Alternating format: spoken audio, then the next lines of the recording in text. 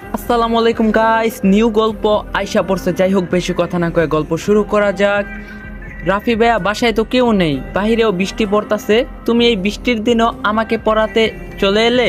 রাফি তার হাতের ছাতাটি টেবিলের এক পাশে রাখলো, তারপর অনুর দিকে তাকিয়ে রাগী স্বরে বলল, বাসায় কেউ নেই বলে আমি কি তোকে পড়াতে আসতে পারি না? অনু, তুই এটা কি করে বললি? অনু কিছুটা ঘাবড়ে গিয়ে রাফিকে বলল, আমি তো এটা বলতে চাইনি রাফি ভাইয়া। রাফি বলল, তাহলে কি বলতে চাইছিলি? আর খালামণি কোথায়? তখন অনু বলল, আম্মু বাসায় নেই আর আব্বু তো অফিসে। রাফি রুমের দরজা লাগিয়ে দিল। অনু ভয় পেয়ে গেল, বাসায় কেউ নেই, তাই অনুর আরো ভয় লাগছে। রাফি অনুর দিকে তাকিয়ে বলল, নিজের রুমে যা, তোকে আজকে পড়তে হবে। অনু মন খারাপ করে বলল, আজকে না পড়লে হয় না রাফি ভাইয়া, দেখো বাইরে কত বৃষ্টি, এই বৃষ্টির দিনে পড়তে মন চায় না। রাফি এবার রেগে গিয়ে বলল, থাপ্পড় চিনিস? থাপ্পড়ে তোর সব দাঁত ফেলে দিব, বেয়াদব মেয়ে, যা নিজের রুমে গিয়ে পড়তে বস। রাফির এমন কথা শুনে অনুর কান্না পেয়ে যাচ্ছে, কিন্তু কান্নাটা চেপে নিজের রুমে চলে গিয়ে পড়ার টেবিলে বসলো। অনু ইন্টার ফার্স্ট ইয়ারে পড়ে আর রাফি অনার্স চতুর্থ বর্ষে পড়ে। রাফি অনুর একমাত্র খালাতো ভাই। রাফির কোনো ভাই বোন নেই, অনুরও কোনো ভাই বোন নেই। অনুর মা আর রাফির মা আপন দুই বোন। অনু এবং রাফির বাসা যেহেতু কাছাকাছি, তাই অনায়াসে রাফি অনুর বাসায় আসতে পারে। রাফির এই হুটহাট অনুর বাসায় চলে আসাটাও অনু মানতে পারে না। অনুর মা রাফিকে কিছু বলেও না, উল্টো রাফি বাসায় আসলে অনেক খুশি হয়। তাই অনুর মা অনুকে পড়ার দায়িত্বটা রাফিকেই দিয়েছে। আর রাফি প্রচণ্ড রাগী একটা ছেলে। রাফিকে দেখেই অনু ভয় পায়, তাই না পারে কিছু বলতে আর না পারে কিছু সইতে। অনু খুব নিরুপায়। অনু মন খারাপ করে একটা বই বের করলো, ফিজিক্স বইটা বের করে পৃষ্ঠা এক পাতা দু পাতা উল্টাতে লাগলো। অনুর হঠাৎই মনে পড়লো তার আজকে কোনো পড়া হয়নি। রাফি ভাইয়া যে আজ তাকে কঠিন শাস্তি দিবে তা অনু ভালো করেই জানে। অনুর বুকের ভিতরটা ভয়ে কাঁপতে লাগলো। রাফি রুমে এসে অনুর পাশের চেয়ারে বসে বলল, আজকে তো ফিজিক্সের দ্বিতীয় অধ্যায় পড়া ছিল, এখন তোকে আমি ম্যাথ করতে দিব, ঝটপট করে ফেল, বেশি লেট করলে মায়ের খাবি। অনু অপরাধের স্বরে রাফিকে ডাক দিল, রাফি ভাইয়া। ওইদিকে রাফি ফিজিক্সের বইটা একটা অধ্যায় মনোযোগ দিয়ে দেখছিল।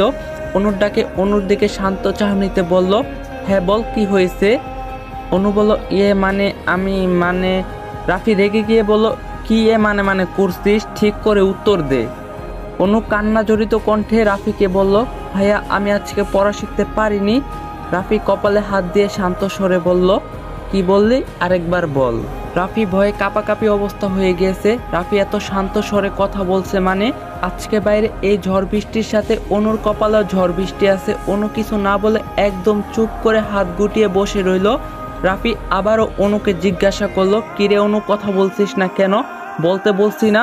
শেষের কথাটা রাফি এত চিৎকার করে বলল যে অনু ভয়ে কেঁদে দিল। আবার বলল, আমি আজকে পড়া শিখতে পারিনি।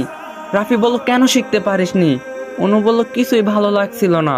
রাফি এবার রাগের দৃষ্টিতে অনুর দিকে তাকিয়ে বলল, মস্করা করা হচ্ছে, তুই বসা থেকে ওঠ।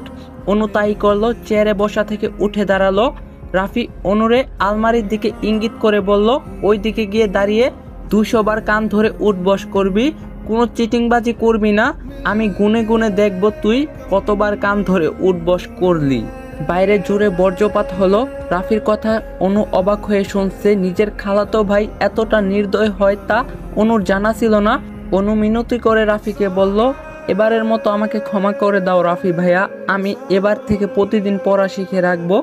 রাফি বলল, কোনো ক্ষমা নেই, যা বলছি তাই কর, কান ধরে উঠ বস কর। তখন অনু বলল, আমি পারবো না। রাফি বড় লাঠিটি হাতে নিয়ে বলল, তাহলে লাঠির আঘাত খাবি। অনু ভয়ে ভয়ে রাফিকে বলল, না না না, আমি কান ধরে উঠবস করছি। অনু রাফির কথা মতো কান ধরে উঠবস করতে লাগলো আর রাফি উঠবস গুনতে লাগলো। অনুর কাছে রাফি পৃথিবীর সেরা নিষ্ঠুরতম মানুষ মনে হচ্ছে। 40 বার কান ধরে উঠবস করে অনু হাঁপিয়ে গেছে আর উঠবস করতে পারছে না বলে রাফিকে বলল, রাফি ভাইয়া আমি আর পারছি না, পায়ে ভীষণ ব্যথা করছে, আমাকে আর উঠবস করতে বলো না। তখন রাফি বলল, এখনো তোর 160 বার কান ধরে উঠবস করতে হবে অনু, কোনো ক্ষমা নেই। তখন অনু বলল, রাফি ভাইয়া তুমি আমার সাথে এমন কেন করতাছো? তখন রাফি বলল, পড়া শিখলে এমন কষ্ট করতে তোকে হতো না, এখন আমার কিছু করার নেই, কান ধরে উঠবস কর। অনু কষ্ট করে আরো 20 বার কান ধরে উঠবস করলো আর না পেরে মাটিতে শুয়ে পড়লো। রাফি চেয়ারের টেবিল থেকে উঠে এসে অনুর পাশে মাটিতে বসলো। রাফি বলল, এই অনু তোর কি হলো? অনু কোনো কথা বলছে না, অনু চোখ বন্ধ করে আছে। রাফি কোনো উপায় না পেয়ে অনুকে কোলে তুলে নিয়ে বিছানায় শুয়ে দিল। অনু চোখ খুলে রাফির দিকে তাকিয়ে চাপা কান্না করে রাফিকে বলল, রাফি ভাইয়া তুমি খুব পচা, আমাকে শুধু কষ্ট দাও। রাফি অনুর দিকে এক দৃষ্টিতে তাকিয়ে রইল। গাইস সবাই হেডফোন লাগাও।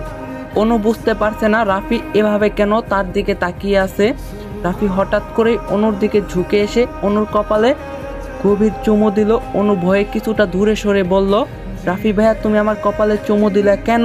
তখন রাফি বলল, বেশি কথা বলিস, তুই চুপ করে শুয়ে থাক, আরও 140 বার তোকে কান ধরে উঠবস করতে হবে। অনু রাফির ডান হাত নিজের দু হাতে আঁকড়ে ধরল। রাফি নিজের হাতে অনুর হাত চেপে ধরা দেখে অবাক হলেও কিছু বলল না, শুধু অনুর মুখের দিকে তাকিয়ে রইল। অনু রাফির হাত চেপে ধরেই বলল, প্লিজ রাফি ভাইয়া আমাকে আর শাস্তি দিও না। রাফির চোখ বন্ধ করে কিছুক্ষণ ভেবে তারপর বলল, শাস্তি দিব না, কিন্তু একটা শর্ত আছে। অনু ভয় পেয়ে রাফিকে বলল, কি শর্ত ভাইয়া? রাফি বলল, তোকে আমার দুগালে দুটো চুমু দিতে হবে। অনু চোখ বড় বড় করে শুয়ে থাকা থেকে উঠে বসে রাফির দিকে তাকিয়ে অবাক হয়ে বলল, কি? রাফি স্বাভাবিক কণ্ঠে বলল, যা শুনলি তাই করতে হবে, না হলে তোকে 140 বার কান ধরে উঠবস করতে হবে। অনু ভয় পাওয়ার দৃষ্টিতে রাফির দিকে তাকিয়ে বলল, আমি তোমার দুগালে চুমু দিতে পারবো না রাফি ভাইয়া, তুমি আমাকে অন্য কিছু করতে বলো। রাফি অনুর দিকে হিংস্র দৃষ্টিতে বলল, তাহলে 140 বার কান ধরে উঠবস কর। রাফি কথায় অনু কান্না পেয়ে যাচ্ছে। কতটা লজ্জাজনক পরিস্থিতিতে রাফি অনুকে ফেলছে। অনু কি করে এটা করবে? আর না করেও তো কোনো উপায় নেই, কারণ অনুর পায়ে এখন খুব ব্যথা করছে। পায়ের ব্যথায় উঠতে পারবে কিনা সন্দেহ। অনু উপায় না পেয়ে রাফির কাছে গেল। রাফি এখনো অনুর দিকে তাকিয়ে আছে। অনু রাফির খুব বেশি কাছে। রাফির থেকে অনুর দূরত্ব 1 ইঞ্চি। অনুর ভীষণ ভয় লজ্জা লাগছে, তাই অনু চোখ বন্ধ করে রাফির 2 কাঁধে নিজের 2 হাত রেখে রাফির গালে চুমু দিতে গেল, কিন্তু ভুলবশত অনু রাফির গালে চুমু দিতে গিয়ে ঠোঁটে চুমু দিয়ে ফেললো। অনু চোখ খুলে যখন ব্যাপারটা বুঝতে পারলো তখন অনেক জোরে চিৎকার দিল। এটা অনু কি করে ফেললো? ভুলবশত কিনা রাফি ভাইয়ের ঠোঁটে চুমু দিয়ে ফেললো। এবার অনু বিছানায় হাত পা ছড়িয়ে ছিটিয়ে কান্না করতে লাগলো, কিন্তু রাফি সেই একইভাবে বিছানার এক পাশে বসে আছে। রাফি অনুর কান্না দেখে মনে মনে রাফি হাসি পেলেও মুখে অনুকে বলল, বাহ অনু বাহ, তুই তো দেখি এক ধাপ এগিয়ে গিয়েছিস রে। তোকে বললাম আমার দুগালে চুমু দিলেই তুই শাস্তি থেকে মুক্তি পাবি, আর তুই কিনা সরাসরি আমার ঠোঁটে চুমু দিয়ে বসলি। তুই ভীষণ দুষ্ট হয়ে গেছিস। অনু একবার রাফির দিকে রাগী দৃষ্টিতে তাকালো, তারপর আবার লজ্জা পেয়ে তাড়াতাড়ি করে বিছানার কাঁথা নিজের শরীর এবং মুখে জড়িয়ে শুয়ে পড়ল। অনু রাফির বিপরীত দিকে ঘুরে শুয়ে রাফিকে বলল, রাফি ভাইয়া তুমি তোমার বাসায় চলে যাও, প্লিজ আমাকে আর কিছু বলতে এসো না।